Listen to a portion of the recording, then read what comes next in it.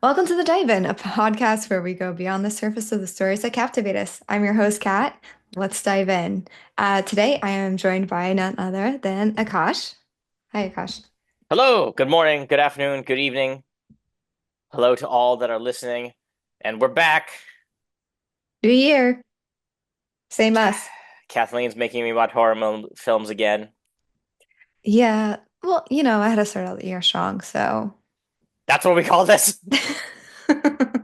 Well, um, anyways, I'm very excited because we are talking about the newest rendition of Nosferatu. This is a gothic horror that was written and directed by Robert Eggers. It is a remake of the 1922 silent film Nosferatu, A Symphony of Horrors. It follows Ellen and Thomas Hutter, newlyweds, who end up facing a supernatural horror by the name of Count Orlok. As always, we are going to go in depth about the film, so if you don't want it spoiled, listen no further. So, Gothic horror is such a term that I didn't know I needed. But yeah, absolutely. Gothic you, horror. That's a you've great way. never heard that term before? Once again, those of you that are listening, maybe not for the first time, maybe for the first time, Kathleen is a cinephile, and I am a guy that watches films she tells me to watch. And sometimes they're great, and then lots of times she makes me watch horror movies. And I'm not really scared by a lot of things, but I always have a good time usually. Was did the, did this film scare you? In ways, In ways, it was in it wa- was grotesque in in, ways, in certain scenes. maybe scared is not. I don't think this movie was meant to like evoke screams, but Yeah. it was meant to evoke feelings, and feelings were evoked. What And feelings were those? I'm curious. I feel like you and I have a very different take on this movie. we 100% do. However, let me start by saying the cinematography in this film is fantastic. The imagery Oh, and the use of images and the back and forths in scenes and how they shot it was shot beautifully. And yeah. it really goes to show that the budget of this film was there and it was used. It was 100% used. Yeah, I had recently watched like a film about because I've been trying to learn more about like how movies are made and why they're made in certain ways and everything. And one of the videos I just watched was about like the rule of thirds, and that's how like you break up your spacing within your frame. Mhm. And that's like all I focus on while I watch this movie. And the beginning part of the movie up until they got to Count Orlok's, gonna say the wrong name, Count Count Orlok. Olaf, the snowman vampire. Yes. That's a Disney movie waiting to happen. Right. That yeah, as soon as they have the what is it called? Like the rights, or whenever that's up for the public domain, I bet you that's gonna be a movie in 100 years from now. I mean, look what they did with Winnie the Pooh and Mickey Mouse. So We're good. We're yeah. good. Yeah, I don't need to watch those. Um, anyways, as soon as they got to like Count Orlok's or up until they got to Count Orlok's castle, everything was perfectly symmetrical. Like they placed their characters perfectly in the center and everything was even like perfectly balanced on either side.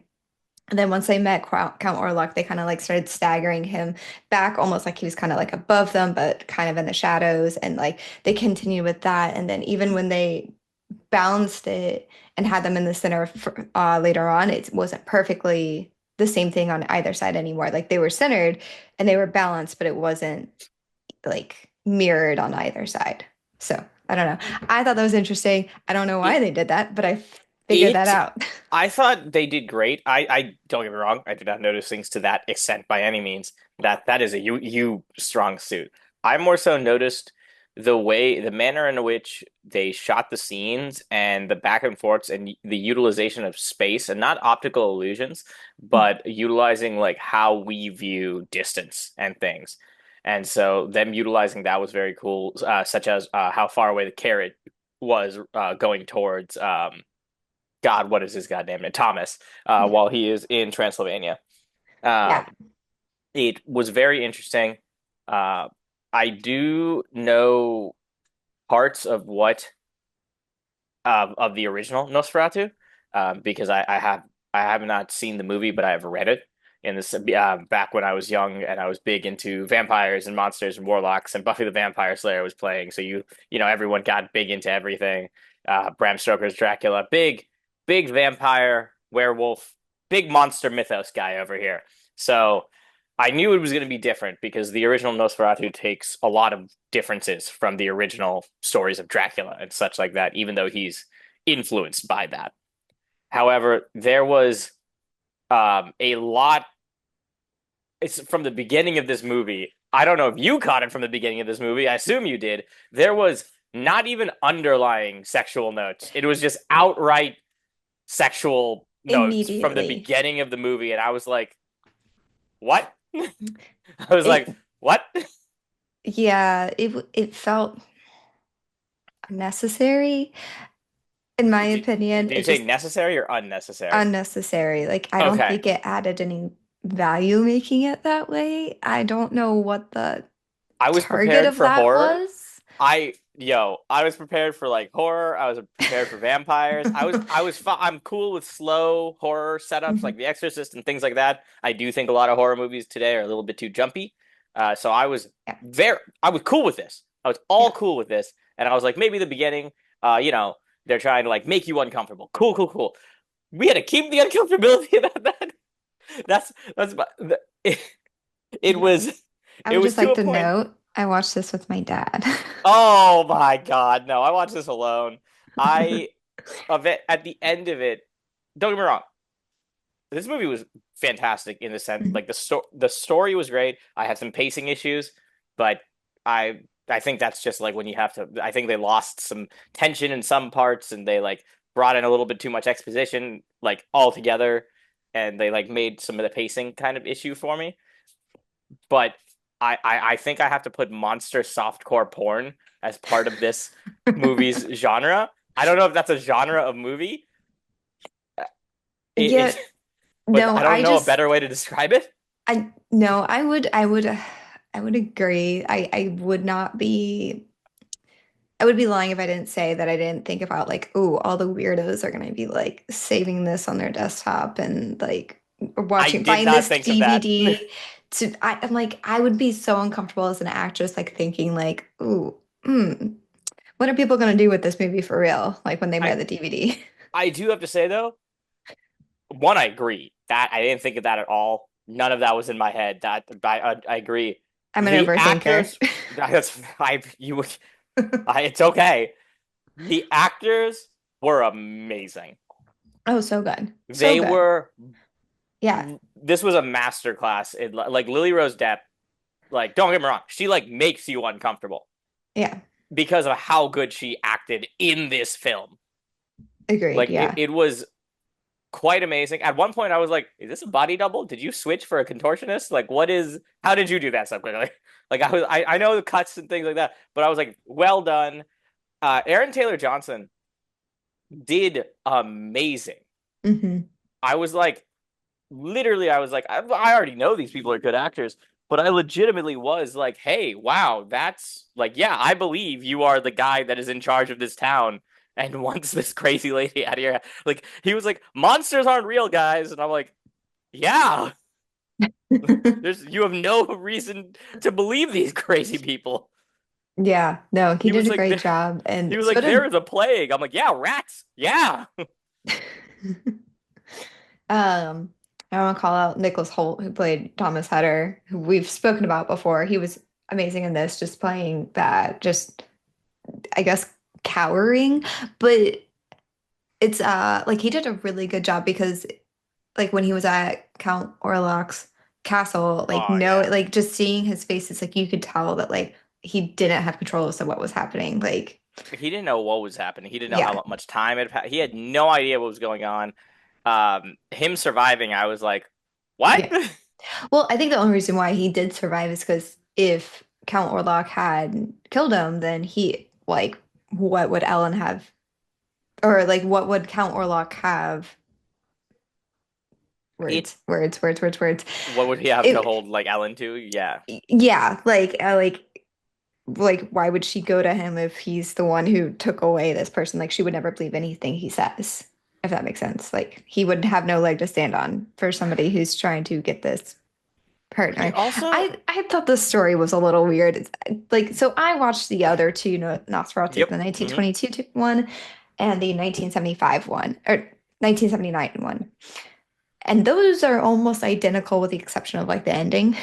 Hmm. So I was that's what I was expecting going into this one was the same story again, just told from a 2024, 2025 perspective. And Acting was I was in 19 whatever with this movie, 18 whatever. I was like, yeah, I'm there. You yeah, guys did it.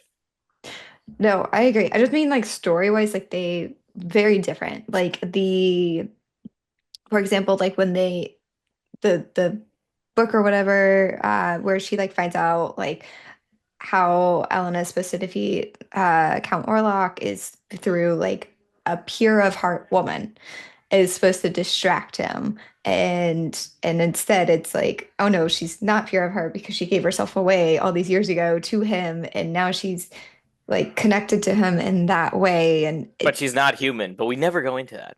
yeah, he's saying that she's not human, and it was just or not meant for the human world or something along those lines. But it just This struck it me as it was an art odd. piece, Yeah.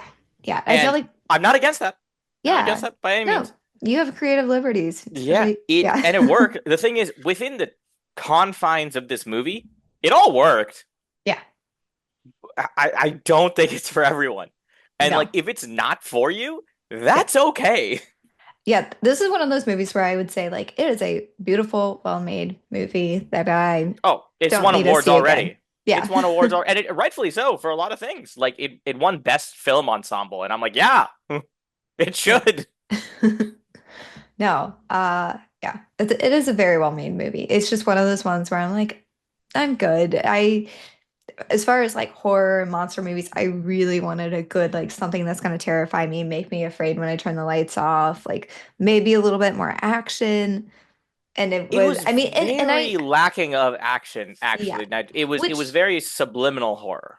yeah, which I kind of knew going in based on the other two films because those are very tame as well when it comes to the action itself. It's very slow moving. Like the fear is more in their faces and in their eyes, as we saw Hmm. in this one. And so I kind of knew that that was the film style they were going to use in this. I think just part of me was hoping there would be a little bit more, but it's okay. It's It fine. was interesting because so in the original Nosferatu, I'm well aware, like Count Orlok dies due to sunlight because Yes. he's being held up by I think her name is still Ellen. Yeah, it's Ellen in that film. Yeah.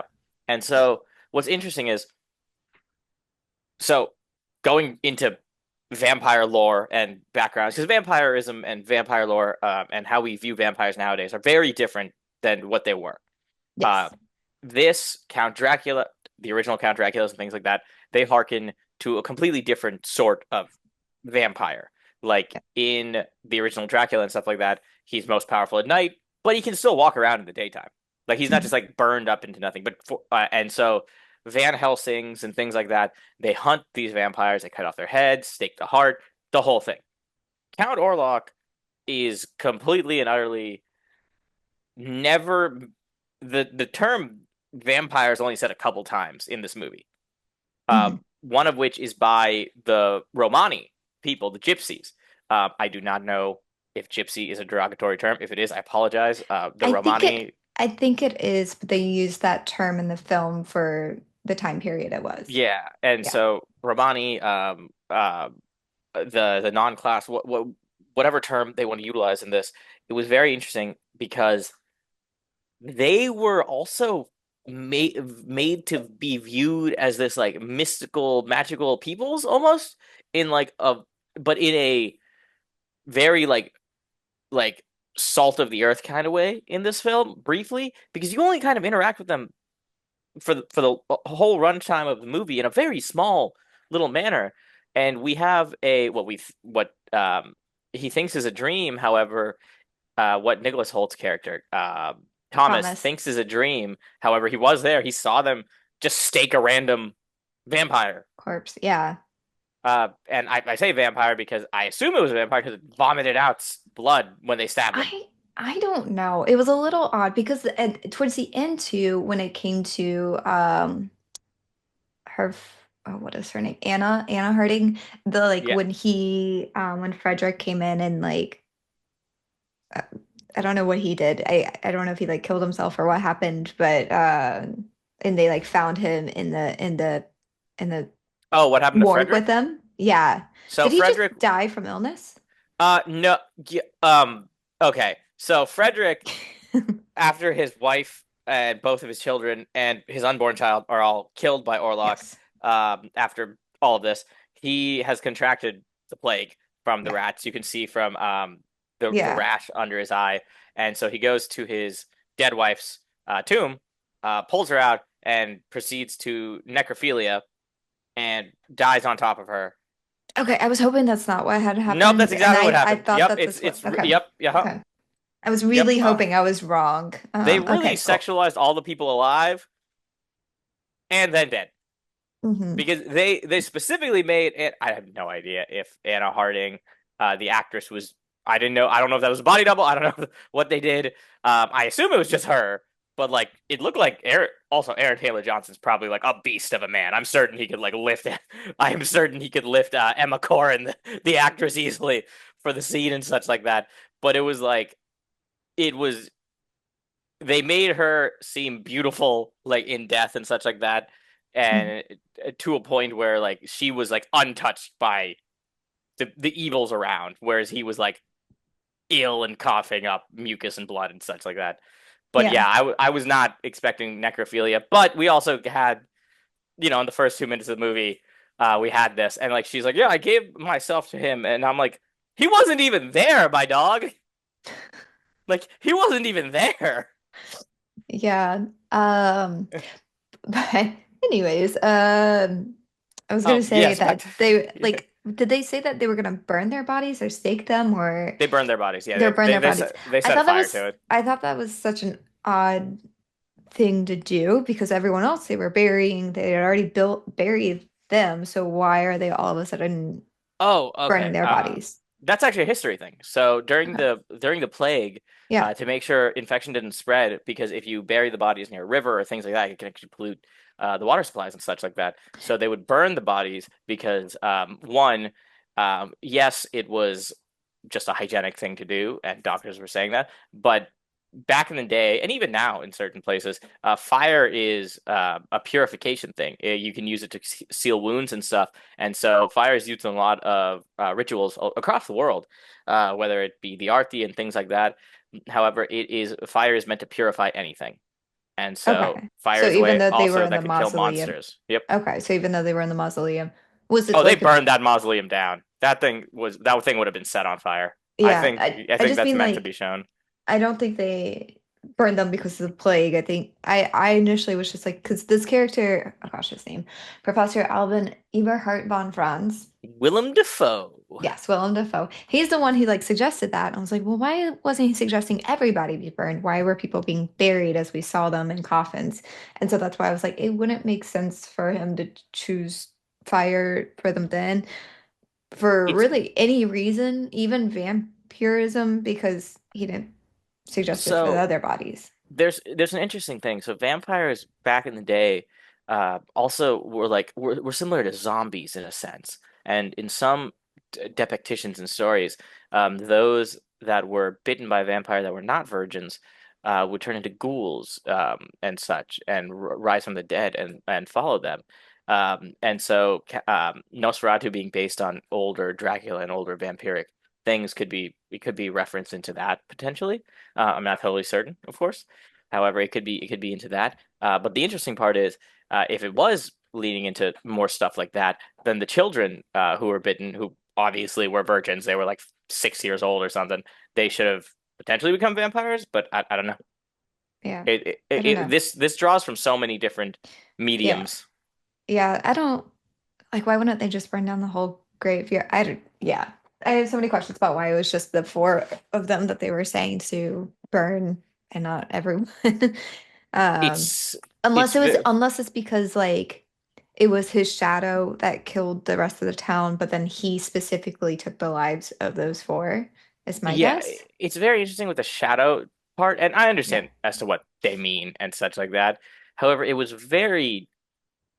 interesting because I felt like Count Orlov in this movie, and maybe I'm assuming it was different in the original too. And so in this one, it seemed like he had powers from old depictions of vampires and new depictions of vampires, and then just random bad guy monsters that like demonic powers even. Like he Yeah, was because he was controlling wolves, which is also an older vampire thing. yeah, So it was very interesting with that. yeah. I know my Also, he dad. looked ridiculous. The We'll get into mustache was the. interesting. Yeah, I don't know why that was a choice because I know that like when like it was kind of like they chose to make him look like he was like still decaying, and your hair continues to grow after you die. So I was just kind of Hmm. like maybe that's why He maybe had he some already had hair, a yeah. mustache. Yeah, maybe he already had the It was a good mustache. mustache. Solid Yeah, mustache. that's like the most. Yeah, that's where most of his hair was. So it was an interesting choice to add the mustache, but maybe that was just the look of the time of when he perished, Hmm. is my guess. But yeah, it was a very different look than the other two, which was interesting that they departed from that because the other look was very iconic. Like that is the iconic like shaved head, the long fangs, the front fangs, like was such a Nosferatu, like Count Orlok, very specific look. So It it is was, interesting that they changed it. yeah. And they got, I would say, our favorite horror actor. They got Bill Skarsgård, Yes. and he was Yep. so good. I could not recognize him in that, honestly. Like, it wasn't because you didn't get too many, like, straight on shots of him Yeah. until closer to the end. But, like, it was very, and I thought he did great. I do think, um, I do think Lily Rose Depp stole the show, though, Mhm. overall. But it was so weird because her character would do all these weird flip-floppy like things within one monologue even. And I mean that's the point. Like she was not mentally sound. Like even with all of the crazy supernatural stuff going on, she just wasn't mentally sound. Yeah. And Yeah. so the It, bipolarness was really present in her monologues, I thought. yeah. Very I well think. done. Like I'm Uh, not knocking her. yeah. Awareness and such like that from it.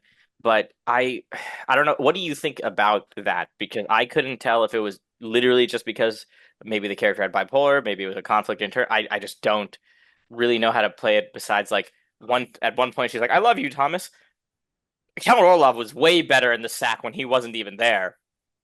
No, I think it was just an internal struggle, and I think that Count Orlok, in this rendition at least, like it kind of was like a demonic possession, and the fact that like I feel like he had a hold on part of her mind and her thoughts, and so those thoughts would come out like, oh, well, like this is what he's putting into my mind, and so it was almost like a I've never even seen The Exorcist, but I've seen like enough clips to know like Hmm. this feels like The Exorcist, like when the what's her name Reagan like says all those random things just out of spite, out of hate, whether like even though it's not true, it was just like those demons It's in a sense, and yeah, this movie. I feel like it sucks that we have to like chalk it up to demons. Yeah. And that's the one thing that well, one of the two things. The first one we've already talked about, but that's the other thing that I kind of wish that they had left out. Like I know, like I read a little bit about like how like I guess Orlok or Dracula came to be, which was either by like a deal with the devil or a witch or a curse. And it's like, okay, yes, it's within those realms of the demonicness and the witches and stuff like that. But like to make it about that, we've been doing this for like 20 years now, where all we do is demon possessions, and I'm a little over it, to be quite frank. Yeah, and clearly they 100% took thoughts from like the original Possession, like Devil, things like that, Mhm. and like the movies, and like they did great. And but the interesting part, or I guess the weird part to me about this is like just within that there was a story present. And like with the originals, of course, you didn't have to do a scene by scene remake by any means, of course. Yeah. However, like even if you did, like if you had used this camera work, done all this with these actors, like that would have been fine. It still would have been an amazing story if they had literally kept it word for word, line for line the same, but just changed the cinematography and used these actors. It would have been like so far beyond, so amazing. Um, and I do think the sex storyline does detract from it. yeah, I feel like it's a little. I want to say it's a little distracting. I feel like it didn't serve. I feel like it didn't serve a purpose, and like maybe I just haven't done enough research or done enough symbolism, like looked into the symbolism behind it. But I personally just didn't like that touch. I didn't think it was necessary in this sense. I I want a agree. true classic monster horror movie where we just see a big bad and a villain and not have all these weird like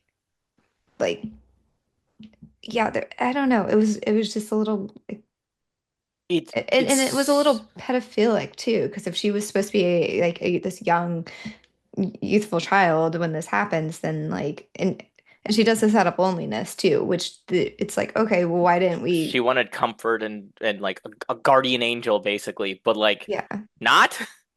yeah. He's like, you called to me. I'm like, that's I don't.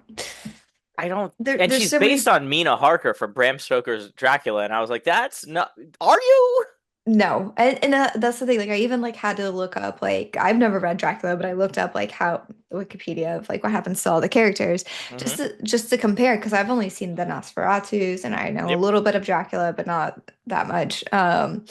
And completely different story. She doesn't even have like because the first two Nosferatus are about all about being like a woman pure of heart, Hmm. which That's why was Dracula not wanted to this get Mina Harker as not well. yeah, not this character. But yeah, that's why he wanted Mina Harker. That wasn't what defeated him, but Hmm. that is why he wanted her in the Dracula book. So I'm just like, why did we depart from such a different person? Like it's like they were kind of like, well, she was pure of heart and she got tricked by this guy.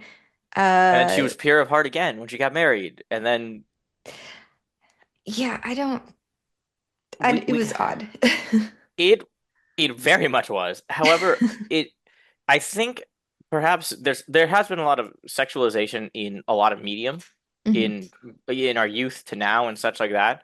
And so I thought in this I like they very much tied it to the story Hmm. as to why it's important. But even like the final climactic scenes and then the final frame of the movie, one, they do look straight out of an Art Deco piece. They look it's a beautiful still frame, but it's also like, but why? Yeah. Yeah, I kind of feel like it falls under, I don't know if you ever saw Shape of Water. Um, Is that, that the I have not seen it, but I was told it is underwater mermaid porn. yep. It But won a good. bunch of awards. And it was in the horror vein, and It was the a horror movie? technically speaking, and it was who was it? Guillermo del Toro is the one who directed it. Which, Really? I like him. yeah, a lot of people do. I don't know, I'm not familiar with a lot of his work, but I did go see that, and I was just as uncomfortable, if not more. And that one, and it, like I said, it won a ton of awards. And that was supposed to be like inspired by Creature from the Black Lagoon. And I was like, this is not the horror movie I came for. And Is that the makes me a little point? nervous for future monster horror Yeah. movies. Is that the point, you think? I think is the point to make us uncomfortable? Because it succeeded. Like if that's the Yeah. point, it's a win. I mean, our world currently is quite hyper sexualized, so like it would make sense to like lean And towards it.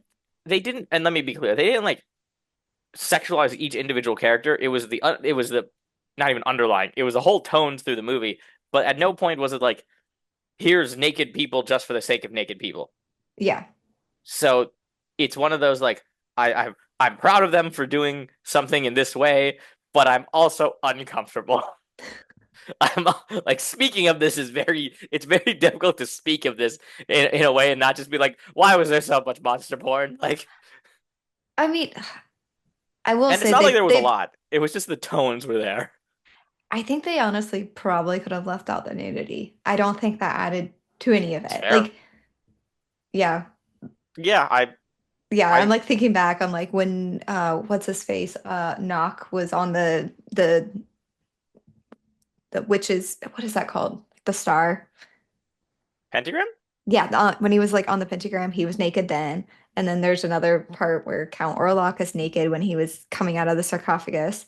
Oh And yeah. I yeah, forgot. Yeah.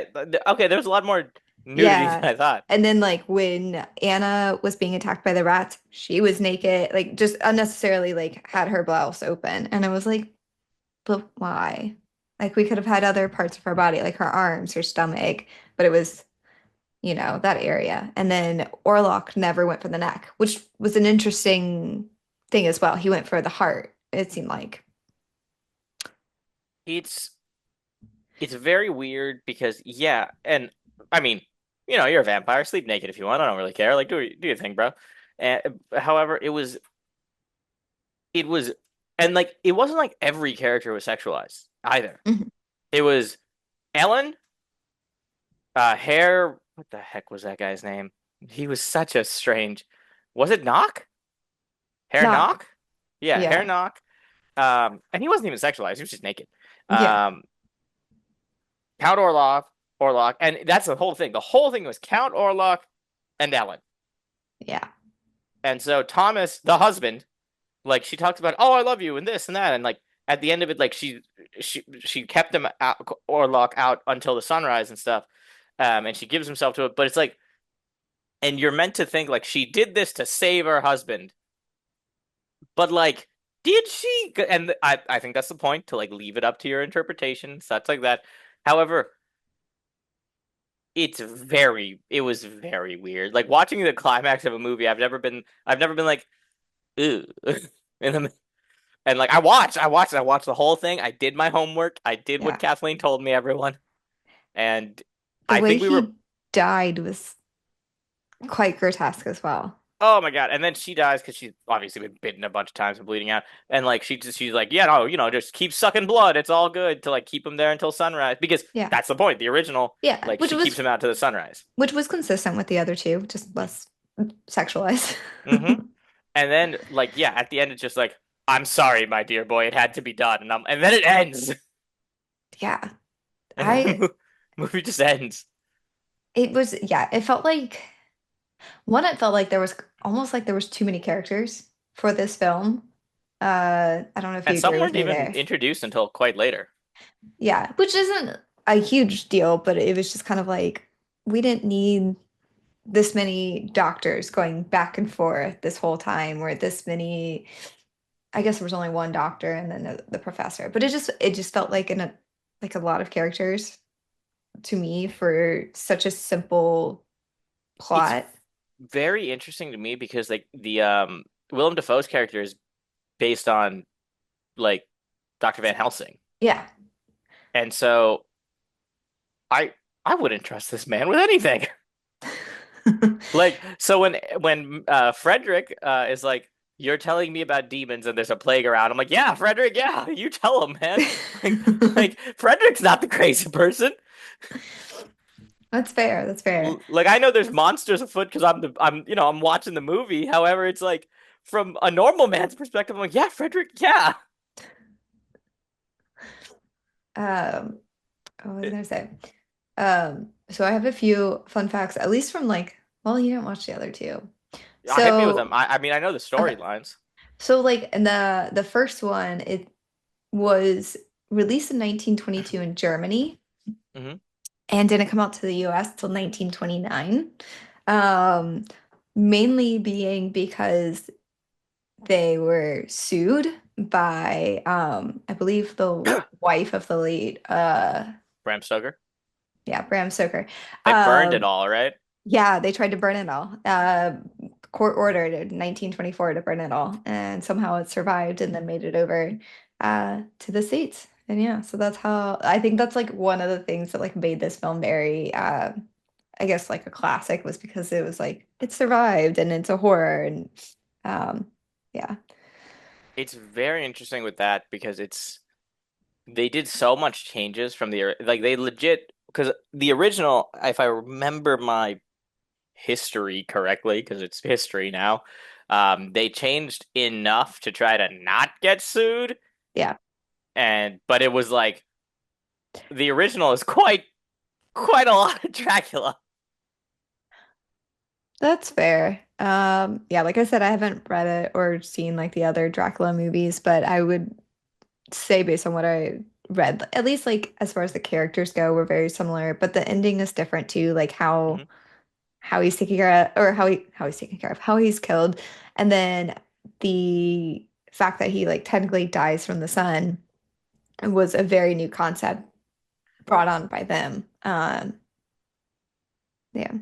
It's very interesting because I forget in the originals from the sun, does he like turn to ash I don't think so. I think he still has a like like a body? I think so. I'm Because gonna if look real that's the quick. case, oh no, no, hold on. The sun rises and Orlok is burned away in a cloud of smoke. Okay.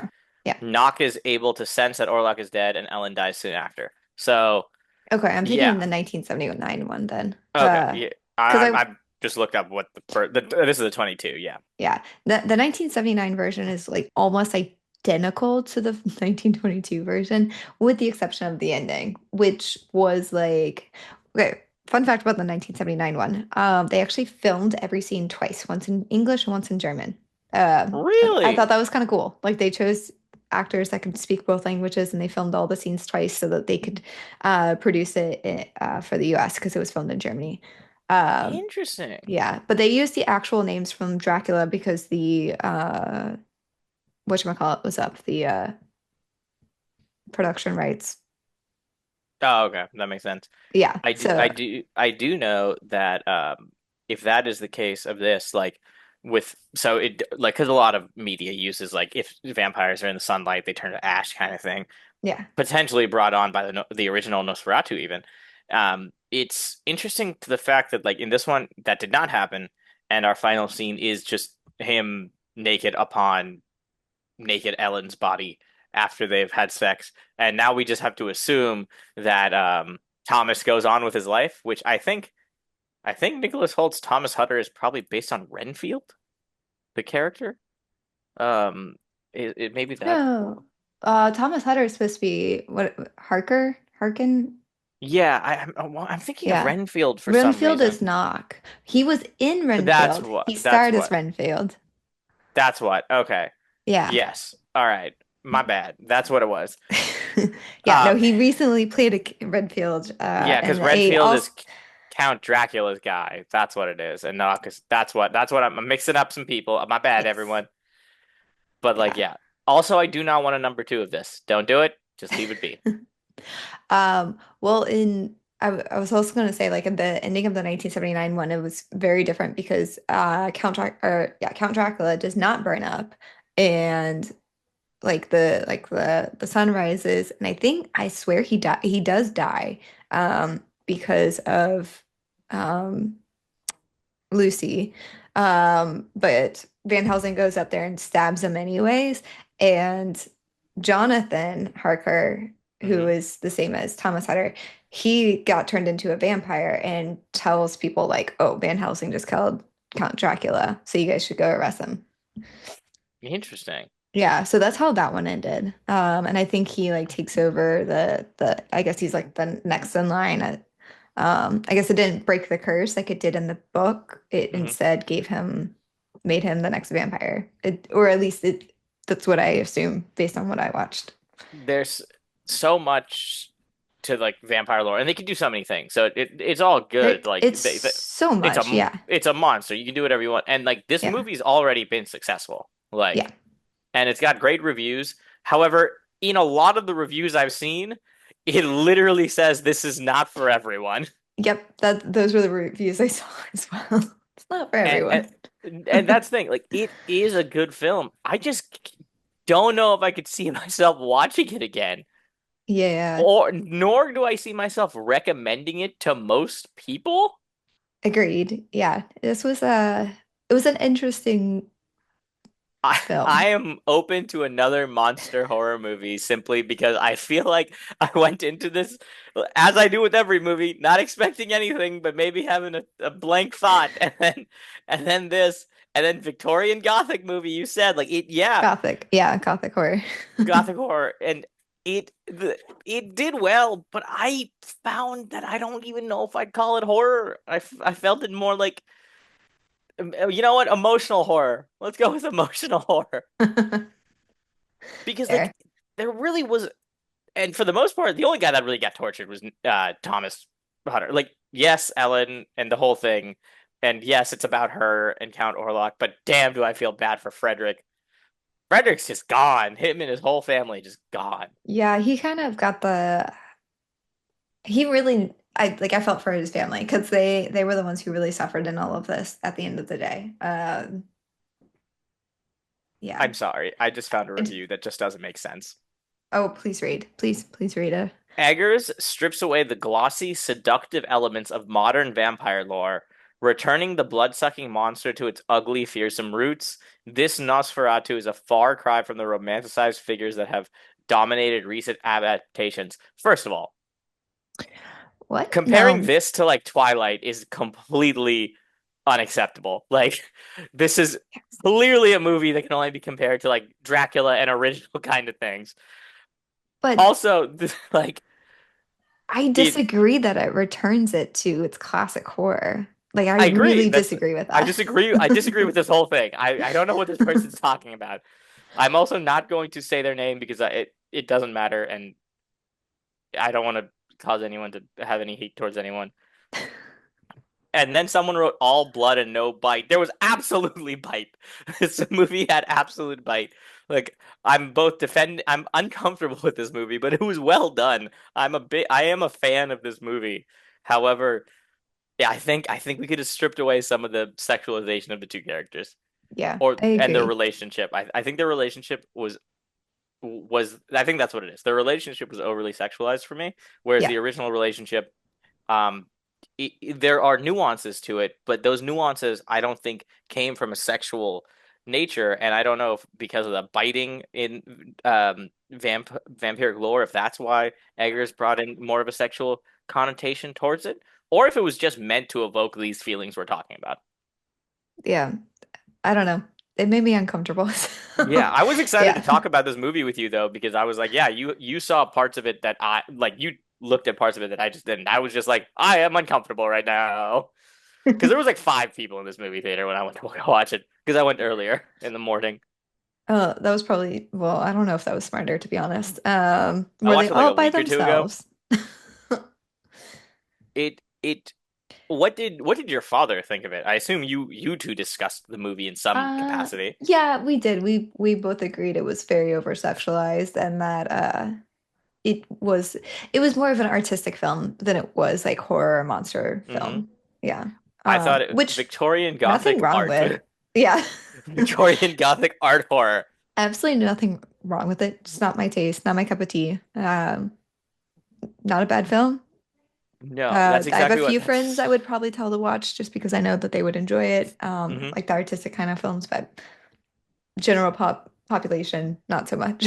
I'm worried about what you said in the beginning, where you said like, yeah, people are gonna buy the weird people are gonna buy this DVD, and I'm like, oh man, that just makes Look, my skin cry. I don't like it. I used to work at a movie theater, and there were certain films that would come out, and you would go in there, and there would just be like middle-aged men by themselves, sitting all in their own rows. And you're like, I don't want to know what's going on. Just got to do my check and walk out. So this is one of those films that I would I, probably be like, don't know I what's going on. just Just gonna walk in, I walk out. don't know what's going on. Oh my God. So I just looked up uh Nosferatu 2024 overly sexualized and such like that, and I've gotten multiple articles here of different things. A lot of them saying Nosferatu rejects eroticism to portray a harrowing reality. Sensual horrors, the term used a lot here, which I did not know was a term. And so there are like legitimate things as to like why this was done and things like that. And the director um it, has sat down and talked about it and such like that. But like this was a artistic choice, and that's why I think Mm, we can say like it very much was a like an art more of an artsy kind of Victorian horror and such like that. yeah. It's very interesting that he was able to think of even this and do it. apparently he wrote a full novella to help him prepare for this movie, the Hmm, director. And I'm like, interesting. that's amazing. And this is Yeah. his second film, second or third film. Hold on. One, two, three. It's his fourth. It's his fourth. The 2015 is The Witch, 2019 is The Oh, that's Lighthouse, right. 2022 is The Northman. Okay, yeah. You know what? Now that I see what he's done, I've heard that like his stuff is either hit or miss. Like I saw The Witch movie that I think is very well made. It's also a horror movie. I did not personally enjoy it. Hmm. But I know a lot of people who are very much like love, love, love that film. So maybe his style is just not my style. I can see like making this movie, like even looking at the poster now, I'm just like, yeah, you can tell that this is what do you call it? Sensual horror. Um, Yeah, that's um, and like I can see like because of the time period, like it's so taboo that like even that is kind of considered like a demon in itself was to do anything of that sort um like before marriage or anything like that. So it could be like some sort of manifestation of that or Count Orlok is supposed to be a manifestation of that. But I don't like I said I did not do the research into that because it was I mean it did its job. It made me uncomfortable. it very much did, and Yeah. he even says, I'm reading someone asked him the film threads in some very erotic scenes while it's telling the story. How did you decide the role you wanted sexuality to play? And as in how much you wanted to depict on screen versus leaving to the imagination. And he says a bunch of stuff, but it's basically he thought about a lot of different movies he's seen. Sleepwalkers in the 19th century Mm. were thought to have one foot in another realm. Blah blah Mm. blah. Like ancient history stuff and stuff like that. And he thought that he thinks that the physicality of the vampire being so physically repulsive adds another layer where you have eroticism mixed in with repulsion in a very clear way. And he Yeah. even had the final frame of the movie figured out from early on as the final shot because he wanted his own version of Death and the Maiden. And I was Yep. like, yeah, that's a great phrase. And so it's like he had an image Yeah. and he did it. Like that's the thing. Like as we Yeah. said, good movie. Can't recommend it to everyone. Yeah. I honestly like speaking of that last shot, thought it was I thought that they were going to end when Willem Dafoe was talking. Like he was looking out the window and talking, and that felt like a good organic ending. And then Hmm. they switched over to them being it was him and her on the bed, right? Is where Hmm. they left it. I thought it Blood was on the sheets, white yeah. sheets. I thought it was odd that like first of all, Hutter didn't rip him off of her. Would have been my first thought to do instead of Oh like yeah, going up and holding her. I don't want to see a Yeah. vampire on top of my wife, man. I No. don't want to see anything on top of my wife that ain't me. Yeah. So I thought that that was odd. I see that he wanted the intention of that scene, but it didn't. It felt a little less organic. Like maybe if Willem Dafoe was talking over it when they were panning to that, but Instead of the silence. it just felt like an extra. Like I think by the it time felt like there was already an organic ending, and then he added that in, and like I get wanting it in yeah, there. I think it's one of But, those like but once he's dead, they die. mhm. Thomas runs in. He gets the last breath of his wife. Not even words, just last breath of his wife. Yeah, As she's been like taken by this creature, and then Willem Dafoe's character says his thing, and then yeah, I'm clocked out at that point. I'm clocked out. Then they hit me with the frame. I was like, oh okay. yeah. And the mustache was from the director. He wanted the mustache to harken back to that, and I was just like, okay. Mm. And that's the thing. Like it's I would like to try other stuff from the director because maybe it's Yeah. a me thing. Maybe I've I'm heard viewing it wrong. good things about the lighthouse, and I oh no, that's horror as well. Are these all horror? No, The Northman is action thriller. I Um, isn't doesn't that have the other Skarsgård brother in it? which one? Northman? Yeah, Alexander Skarsgård. Eee. He's the main character of that one. Yeah. Look at that. He's worked with two of the Skarsgård brothers. Yep. And he said he does like to repeat people. Like he has Willem Dafoe and The Northman, The Lighthouse, and Nosferatu. Anya Taylor-Joy is in The Witch and The Northman. So Anything Willem Dafoe's in, I'm a fan because he did great with this. Like All of the actors in this movie, once again, Yeah. Oh yeah. utterly amazing. I think Yeah. Lily Rose Depp utterly steals the show, though. Yeah. Yeah. Yeah. And I Like, I really enjoyed the I would it be cinematography? Like the way that mhm. they filmed everything, like where Oh it was yeah, just it was beautiful. Like that part was beautiful. I think you and I agree. Like the only things that was just the stuff that made us uncomfortable were like, mm, I 100% do want Lily Rose Depp in more things. yes. It doesn't have to be horror movies by any means. I feel like I want to see her in more stuff because I think that's awesome. I think she's a Yeah. great actress. And Yeah. I think this showed the range she can do. Yeah. I agree. So, if anything, this is going to be a jump start for a lot of stuff for her, I think. Yeah. Not that she's not known, but like, you know what I mean. Well, that's a wrap on this episode of The Dive In. If you enjoyed today's deep dive, don't forget to subscribe and leave us a review. What should we dive into next? Let us know on YouTube, Instagram, Spotify, or Apple Podcasts. Till next time. Bye. Good morning, good afternoon, and good evening. Have a great one, guys. I'm going to go wash my eyes.